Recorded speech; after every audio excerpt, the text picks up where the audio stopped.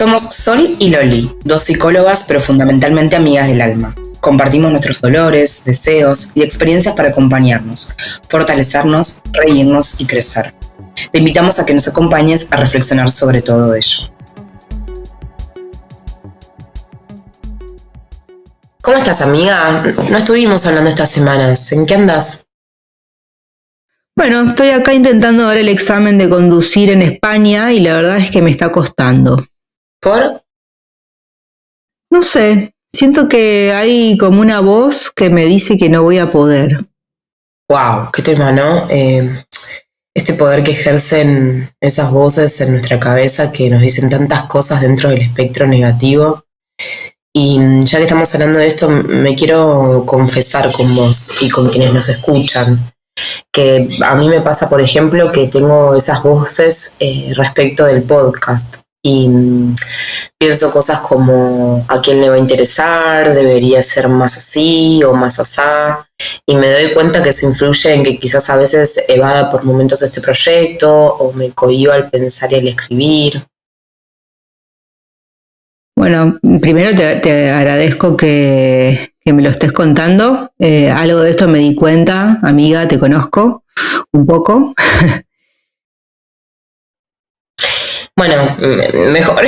Entonces, me deja más tranquila, pero igual quería decírtelo y también me costaba. Pero bueno, la verdad es que no quería que interpretes con falta de interés algo que en realidad es de otro orden. Está claro. Bueno, podemos hacerlo síntoma y de esta forma pensar algunas cosas. Yo creo que esta temática se puede abordar desde distintos aspectos. Me parece casi necesario detenerme en algo súper interesante que dijiste, y es que lo que vengo pensando a raíz de mi frustración con el examen de manejo es en las voces. Porque si te fijas, son esas voces las que nos detienen. El afuera fantaseado y el no tan afuera. Porque si vamos un poco más allá, ¿cuáles fueron las primeras voces que posiblemente nos hayan dicho que no podemos algo?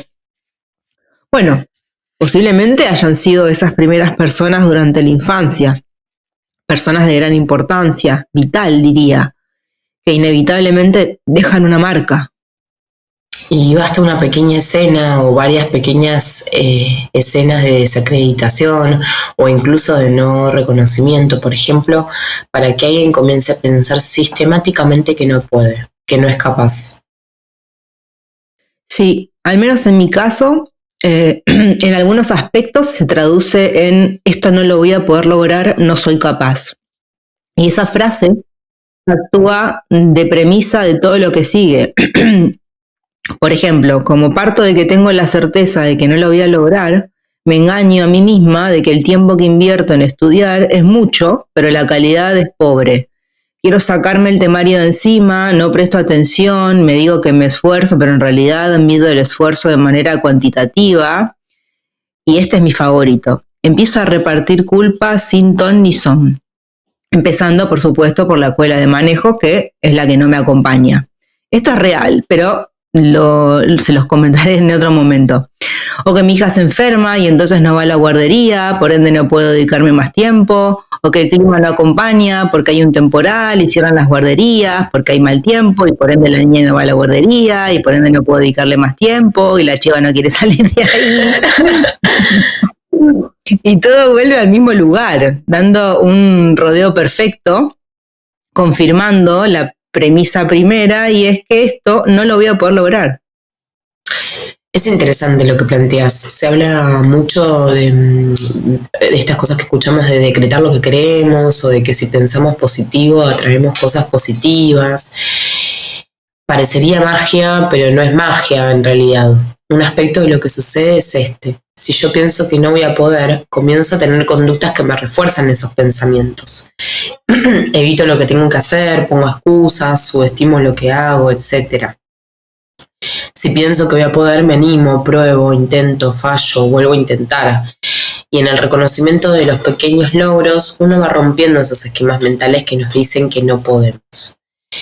Incluso en algunas terapias se trabaja, por ejemplo, fortaleciendo creencias positivas sobre uno mismo, habilitando las posibilidades. Y también lo pienso desde otra perspectiva, ¿no?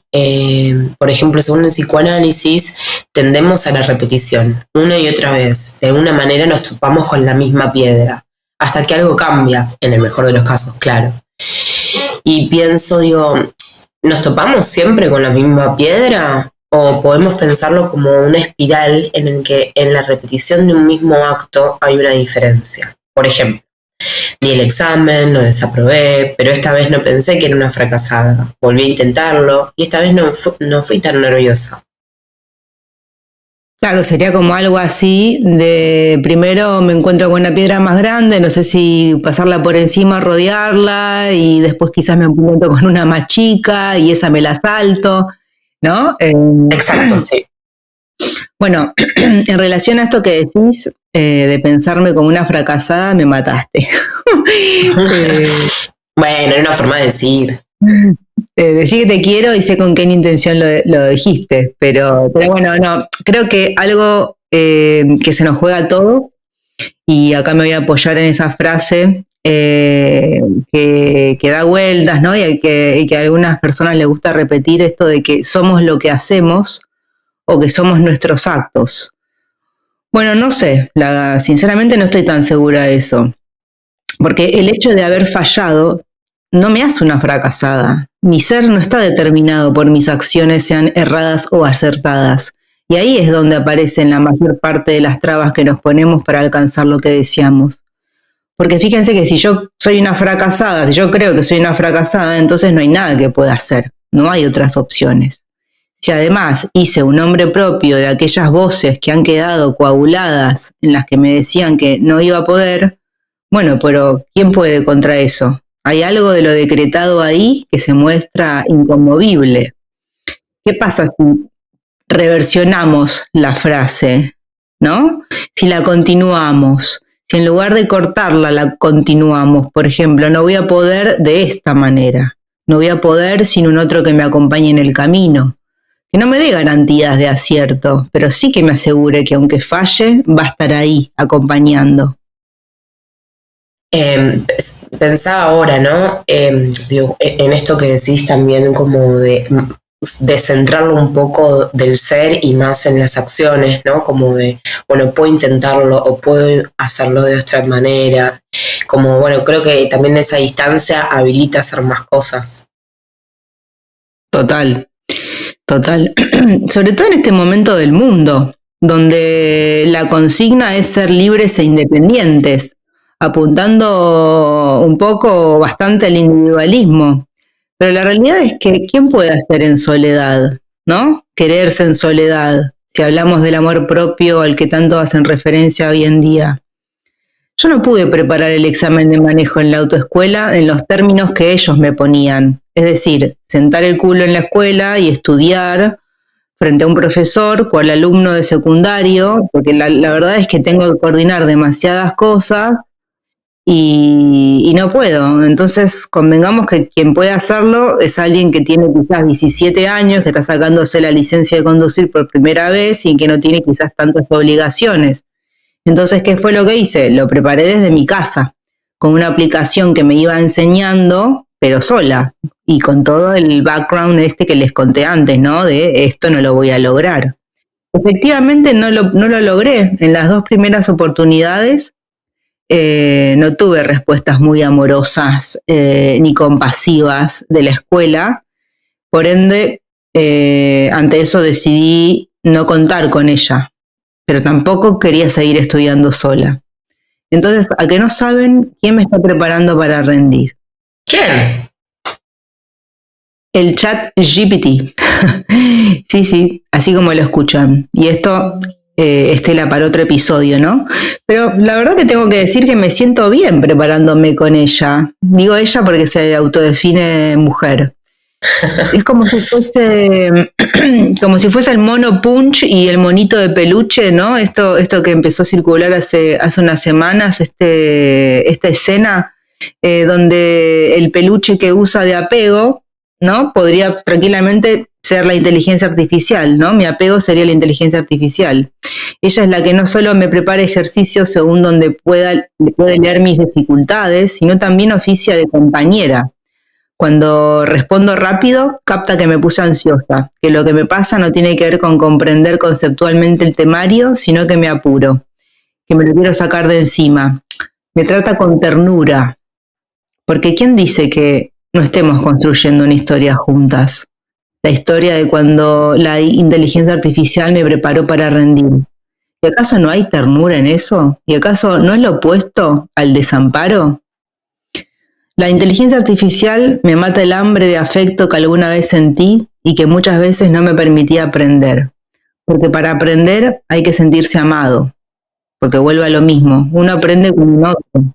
No hagan el ejercicio de acordarse de cuando eran chicos, de sus maestras o de sus maestros, ¿no? De esos que los han marcado. Seguramente el recuerdo venga teñido no de lo mucho que, ¿no? de lo buen maestro que fue, ¿no? de lo mucho que han aprendido, sino que seguramente, si lo piensan bien, es un recuerdo que viene teñido de mucho afecto. Entonces sí, la IA me ama y por eso aprendo. Y porque ahora efectivamente aprendo, es por lo cual voy a probar el examen, que la historia me juzgue. Está decretado. Fuertes declaraciones, señoras y señores. Y esto que decís, que uno puede con un otro, es interesante, ¿no? Nadie puede solo, la verdad. Me gusta decir que independiente es el que se sabe dependiente. Y en relación a esto pienso como un girito más de lo que venimos diciendo, y es que necesitamos esos apegos seguros que nos validen, que nos confirmen nuestra potencia, que nos devuelvan una mirada amable sobre nosotros. Entonces, digo, la mirada del otro nos es constitutiva. Nos armamos según la mirada de ese otro. Y este movimiento es necesario para conformar la propia identidad. El tema es qué mirada nos miró entonces, ¿no? ¿Cuál nos abrigó? ¿Qué palabras nos alojaron? Si unas amables, comprensivas, potenciadoras, o unas castigadoras, sancionadoras. Y esto nos conforma la imagen que tenemos de nosotros mismos. Y esas voces que una vez vinieron de afuera tienden a despersonalizarse y se repiten en nuestra cabeza como axiomas que definen nuestro ser y nuestras acciones. Y este suele ser uno de los motivos que a muchos nos llevan a terapia, ¿no? Para poder como separarnos de esas marcas y experiencias negativas y poder reconstruir otras versiones propias, más compasivas, por ejemplo. Sí, está clarísimo cómo lo transmitiste. Y me quedo con esto, ¿no? Con las palabras que nos alojaron, qué voces fueron, qué palabras, qué miradas. Perdón, pero estoy un poquito resfriada. Ay, yo también, hoy estamos fatales. ¿Viste? Y eso que vos estás entrando en el otoño y yo estoy entrando en la primavera, pero bueno, así estamos. En relación a esto que comentaba Loli y a uno de los tantos motivos o dolores, diría más, que nos llevan a consultar, me gustaría que entráramos en un tema que está bastante relacionado y que es la validación, la autorización. Porque el hecho de estar preparándome para rendir el examen de manejo abrió una caja que la tenía medio cerrada y llena de polvo. Aviso que no rendí, pero ya se van a enterar. Porque no solo caí en la cuenta de que uno, valga la redundancia, solo no puede, y todos los que estuvimos hablando, que transitar la vida con otros se hace mucho más llevadera. Y también pensaba en un concepto que se escucha en el consultorio bastante y en la vida misma, y es la validación, la autorización, la propia, ¿no? Les traigo un ejemplo que se ha repetido bastante a lo largo de los años, al menos en lo que viene siendo mi práctica. Las más de las veces las protagonistas son mujeres, ¿por qué será? Yo misma, siendo paciente, me siento identificada con algunas. No sé si, Loli, te resonará algo. ¿A qué te referís? Bueno, por ejemplo, cuando venís de un contexto donde para sentirte querida tenés que rendir y rendir bien, ser obediente, aplicada, ordenada, prolijita, esos rasgos inevitablemente los vas a replicar en cualquier otro vínculo, porque es lo que conoces, es tu lugar común. Y acá está el meollo del asunto. Cuando elegís un analista, y es muy probable que esa persona entre en la misma línea de aquellos primeros vínculos de amor, ¿no? De mamá, de papá o los que ocuparon esos lugares. El otro día, por ejemplo, les cuento, una amiga a la que derivé, a una colega, me decía sobre su psicóloga, ¿no? Sobre la nueva psicóloga, con quien tuvo recién 2 sesiones, o sea que recién está ahí en proceso de selección. Me decía, me hace acordar a alguien familiar, ¿no? Y yo entre mí pensé, bueno, ya está, acá tiene que haber un match. Y yo no sé si uno puede zafar de esto en un primer momento. Sobre todo porque, bueno, la persona llega en calidad de paciente, el cual le deposita el saber al profesional. El problema aparece cuando del otro lado, es decir, del psicólogo, por un mal uso de la técnica o por errores en la lectura del caso, se terminan encarnando esos lugares familiares para luego no poder salir de ahí o no querer por ciertas conveniencias, ¿no? Que esto es lo más problemático, y por eso no logra maniobrar para que otra cosa suceda, ¿no? El análisis propiamente dicho, que es lo que debería acontecer. Por lo tanto, lo que termina pasando es que se pierde un montón de tiempo, ¿no? Ya de por sí el psicoanálisis es una terapia que no es una terapia breve, eso no quiere decir que sea una terapia, ¿no? Interminable, pero la realidad es que se pierde muchísimo tiempo, muchísimo dinero, ¿no? En un análisis que pareciera que no termina nunca, donde no se sabe cuáles son las coordenadas del tratamiento, la dirección de la cura, el norte, y sobre todo, y esto me parece no lo más importante, es que no da los frutos que uno espera. ¿Y cuáles son esos frutos? Bueno, no cura. Y uno lo que quiere es que sentirse bien, ¿no? Es que lo curen. Exacto. Eso es lo que espera la gente, ¿no? Y lo que cada uno espera, digamos, ir en esa línea. Y pienso que también hay un montón de temas ahí, que después los vamos a ir hablando en otros episodios. Sí, caí con una... vine en segundo y de repente puse cuarta. Cuarta, quinta. Bueno, como para que nos vayan conociendo, ¿no? Ya creo que estamos en el episodio 4 y ya creo que ya saben el estilo de cada una.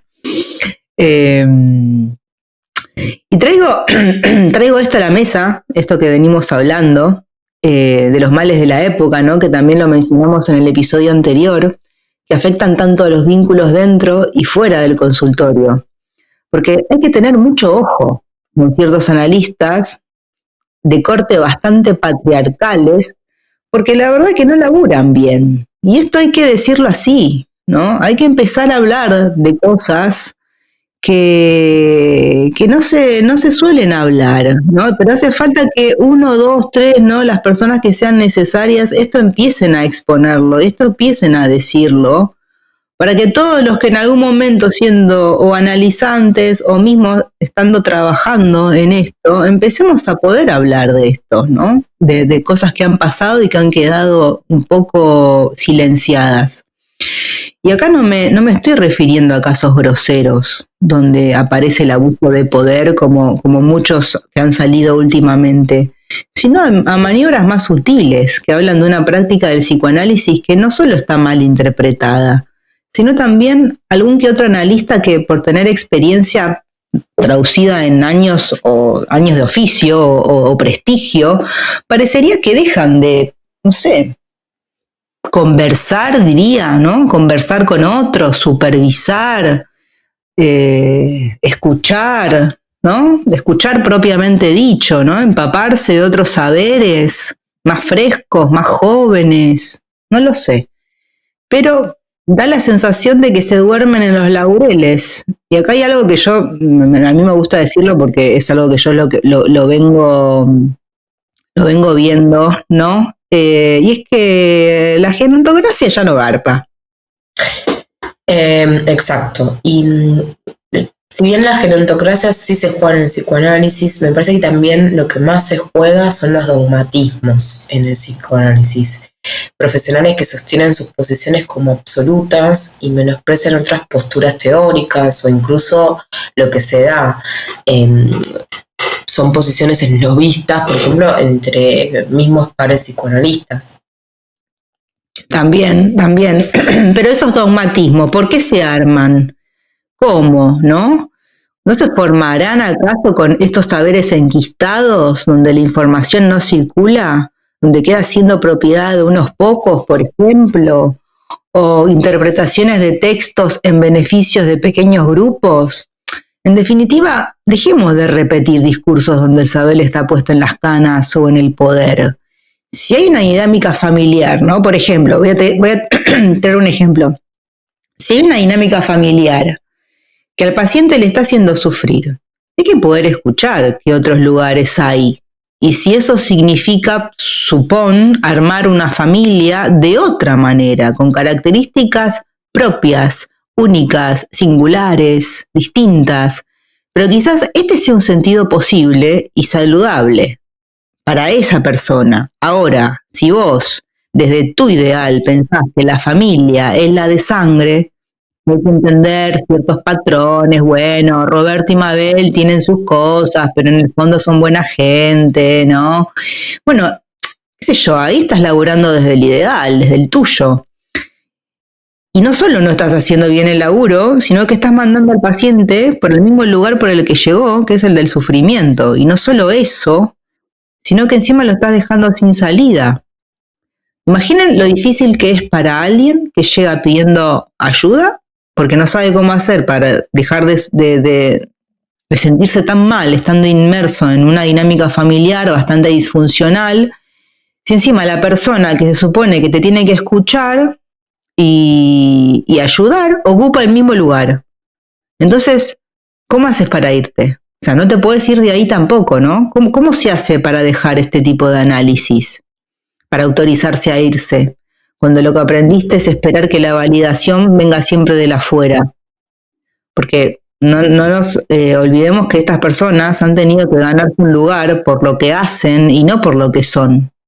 Entonces es complicado, porque si vos no estás siendo obediente, si no te estás portando bien, si no estás siendo prolijito, si no estás siendo cuidadoso, si estás haciendo exactamente lo que no se espera de vos, entonces nuevamente la persona se va a sentir expulsada. O peor aún, ¿no? Y volvemos al principio, se va a sentir muy sola, como el monito Punch y como Sol antes de su romance con la inteligencia artificial. Me hizo pensar en los terapeutas que de alguna manera refuerzan la dependencia del espacio, ¿no? Cuando justamente en la vía en la que hay que trabajar es en la de que el mismo analista sea algo de lo que podamos prescindir, dejar. Sin duda. Y ahí se abren otras preguntas. ¿Por qué esta dependencia? ¿A qué se debe que algunos analistas generen esto? ¿Con qué tiene que ver? ¿Con su propia neurosis? Entonces, ¿no hay trabajo de análisis? ¿No hay trabajo de supervisión? ¿O serán cuestiones de poder, de dinero? Bueno, estamos hablando de faltas a la ética que son muy grandes. Mira, sin ir más lejos, yo recuerdo hace muchos años querer dejar un análisis en el cual estaba hacía bastante tiempo y mencionarlo en varias oportunidades durante las sesiones. Y a ver, cuando digo mencionarlo en varias oportunidades, digo, la persona que te ve generalmente con una frecuencia semanal y durante bastante tiempo. O sea que si la persona está siguiendo el tratamiento, ¿no? Con una escucha activa y utilizando la técnica psicoanalítica, ¿no? O sea, que no vamos acá a hacer referencia a cuáles son, porque no viene al caso, pero sí utilizando la técnica que el psicoanálisis requiere. Hay algo de esto que está leyendo, hay algo de esto que tiene que estar leyendo, ¿no? En este caso de que yo no quería seguir yendo. Uh-huh. Sí. Entonces digo, acá no hubo un error de lectura, acá no se quiso escuchar. Entonces recuerdo que con todo el esfuerzo del mundo, cuando le digo a la doña que sentía que mi análisis estaba finalizado, me dijo que me tomara un mes, o sea, imagínense lo que a mí me costaba, ¿no? O sea, poder dar este paso, sobre todo porque sentía que había algo de la otra parte que no lo estaba pudiendo leer, ¿no? Entonces me dijo que me tomara un mes y me dio cita para el mes siguiente, ¿no? O sea, que me tomara un mes para pensarlo más, tenía que pensarlo más. Bueno, obviamente que no fui, no volví.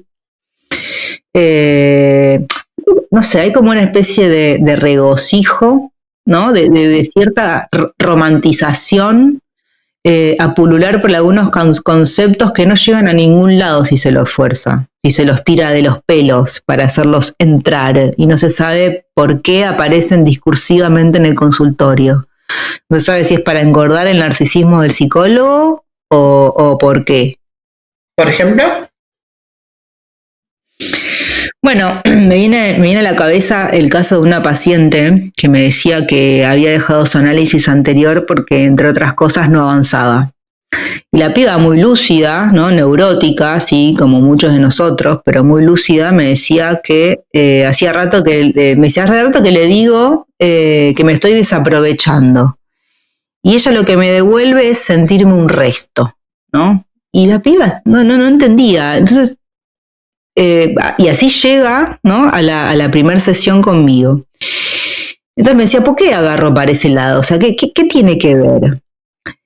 Y con esto lo que estoy diciendo no es que no es con el afán de criticar el laburo de un colega, no, tiene que ver con que uno empieza a hacer estas preguntas, ¿no? Sobre qué fue lo que pasó en el tratamiento anterior, porque para ver si no tiene que ver con que hay algo de la transferencia que sigue, con la otra profesional y quizás haciendo alguna que otra intervención, ¿no? La paciente vuelve. Quizás hay algo de este tratamiento que no estaba terminado, a eso me refiero. Entonces, por eso, ¿no? Como estas preguntas un poco más en profundidad sobre el laburo que la profesional había hecho. Entonces, claro, la piba en este caso lo que sentía era que estaba sobrecalificada para hacer un montón de cosas, que se sentía muy capaz y en su laburo no le daban lugar. Entonces era mucho más simple de lo que la profesional quería escuchar o se forzaba a leer. Ahora, si vos querés hacer coincidir el discurso del paciente a la teoría como de lugar, bueno, ahí estamos hablando, estamos en un problema.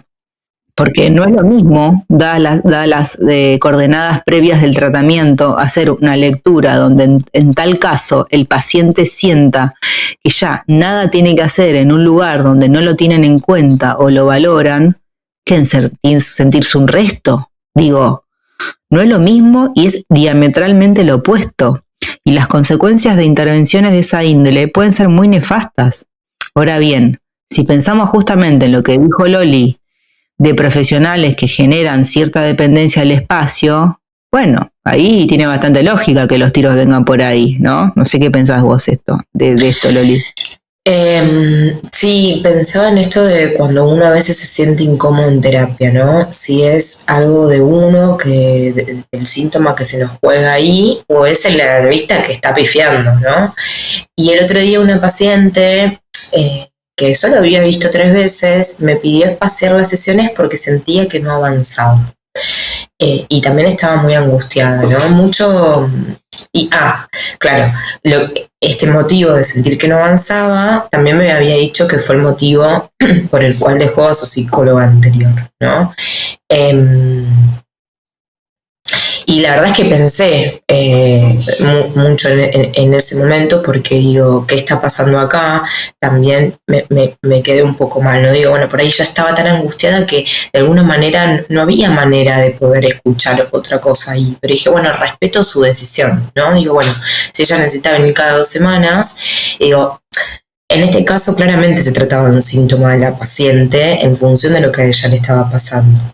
Pero, por ejemplo, en estas situaciones, digo, es difícil discernir a veces cuando uno está como paciente y está incómodo, que hay algo raro en ese espacio de terapia, digo, y lo difícil de decir, bueno, ¿es mi síntoma o es que el analista está pifiando, ¿no? Se está equivocando en sus lecturas, como dijo Sol? Y pensaba, digo, bueno, quizás como una cosita para tirar del hilo y desenrollar el ovillo, digo, quizás no tiene nada que ver, ¿eh? Vos me dirás, Sol, siento... Ay, estoy sí. delirando un poco, digo, me pregunto si... La voz de Freud ahí, no, a ver, acá estamos... No, bueno, yo me mando, chicos, que no pasa nada. Me pregunto si... Me voy a autorizar, jolín. Digo, entonces pienso, digo, bueno, si cuando no sabemos cómo decidir, qué norte usar, pienso si una estrategia posible es volver al cuerpo, ¿no? Cuando algo nos suena raro y sonante, poder escuchar qué nos dice el cuerpo, que por algo se siente incómodo y que esta incomodidad algo seguro debe decir. Entonces, justamente, digo, porque a veces si solo tomamos como referencia los pensamientos, por ejemplo, esto, no, bueno, pero esta analista es re buena, ¿no? ¿Cómo se va a equivocar? La que debe estar rara y equivocada soy yo. A veces más nos extraviamos y nos confundimos. Uh-huh. Sí, y me parece que este ejemplo que traes está buenísimo, porque está relacionado con lo que hablábamos en el episodio anterior, ¿no? De la urgencia y los resultados inmediatos, también en el consultorio como en la vida. Pretender que en 3 sesiones uno sienta que avanza, ¿no? En relación a lo que comentabas de la paciente, ¿no? Que sentía que no avanzaba. Digo, habría que preguntarle, bueno, ya no tenés la posibilidad porque la paciente se fue, pero digo, habría que preguntarle hacia dónde, ¿no? No, volvió, pero bueno, ahí estamos. Sí. Okay. Bueno. Porque digo, que puede haber un alivio en el malestar, sí, claro, ¿no? Hay algo del alivio del malestar en las primeras sesiones, sobre todo porque uno puede hablar de esto. Ahora, pero así como avanzar, bueno, no sé, ¿no? ¿Hacia dónde quiere ir? También pienso que está buena la maniobra esta de viste que hoy por hoy quizás está costando bastante que los pacientes puedan sostener, no solo por una cuestión económica, sino por otras cuestiones, digo, está costando que puedan sostener frecuencias semanales. Y pienso que si uno no se flexibiliza, encima sabiendo que era una paciente que venía de otro análisis, digo, si uno no se flexibiliza con eso, ¿no? Y le dice que bueno, que no, nos tenemos que ver con una frecuencia semanal, es probable que también uno los termine expulsando. No, igual, bueno, ahí es donde también uno como analista se tiene que flexibilizar, digo, en el caso de ella, semanalmente, porque nos estamos conociendo, porque está angustiada, porque, digo, hay un montón de cosas como por trabajar, ¿no? Y bueno, cada caso tendrá su tiempo. Total. Bueno, no tenemos una profesión fácil, mi querida amiga, hay que decirlo. Yo puedo, en relación a la pregunta esta, nos fuimos un poquito de ahí de línea, pero en relación a la pregunta que me decías, ¿no? De cómo darnos cuenta si lo que está pasando tiene que ver con un pifie del analista o un síntoma del paciente. Yo te puedo contestar en función de lo que viene siendo mi recorrido singular como analizante y como analista, porque es imposible que no vayan de la mano. Y creo que hay algo que no debemos perder de vista, y es que no es lo mismo un paciente que solo vino 3 veces a uno que lleva mucho más tiempo. Me voy a detener obviamente en el segundo caso porque creo que a eso es lo que apuntás.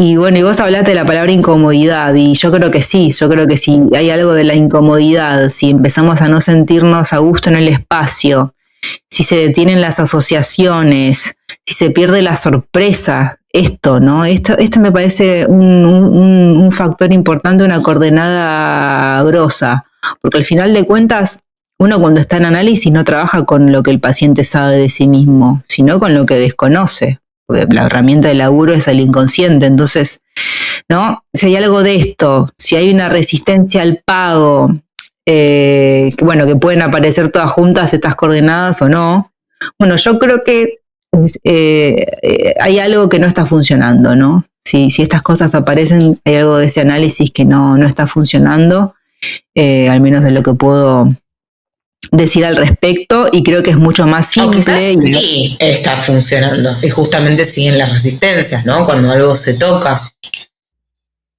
No te esperabas ese giro, ¿eh? No. Dale, seguí con lo que venía. Me quedo pensando, pero no. Sí,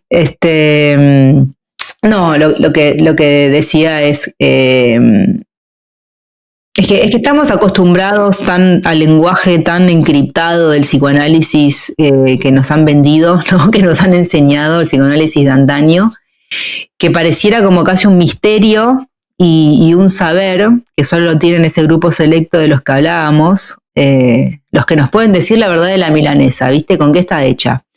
Y después hay otra coordenada fundamental, y acá volvemos al inicio, como esa espiral del que hablaba Loli, que es justamente la autorización, ¿no? Poder sentir, hacer pasar por el cuerpo para luego decir que acá hay algo que no está funcionando, y ver qué es lo que el analista tiene para devolver. Ahora vuelvo un toque, pues ya no, creo que la gente se nos está durmiendo. No, ya terminamos, ¿no? Yo creo que le pusimos pimentón y ají molido a este episodio.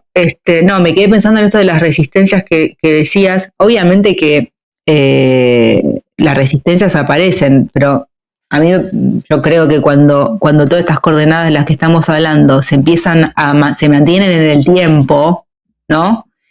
Esta retención de las asociaciones o esta resistencia al pago, y quizás uno lo lleva al análisis y aparece como una intervención que daría cuenta de que hay algo de esto que se levanta, pero no, o sea, cuando esto se mantiene en el tiempo, bueno, habría que ver qué está pasando. Okay. Me quedo pensando en eso, que para aprender, para intentar, para fallar, necesitamos un otro. Un otro que no nos suelte cuando algo no nos sale. Que no confirme esas voces. Sino que nos ayude a escribir otras. Y quizás también podamos ser ese otro para alguien más. O incluso para nosotras mismas.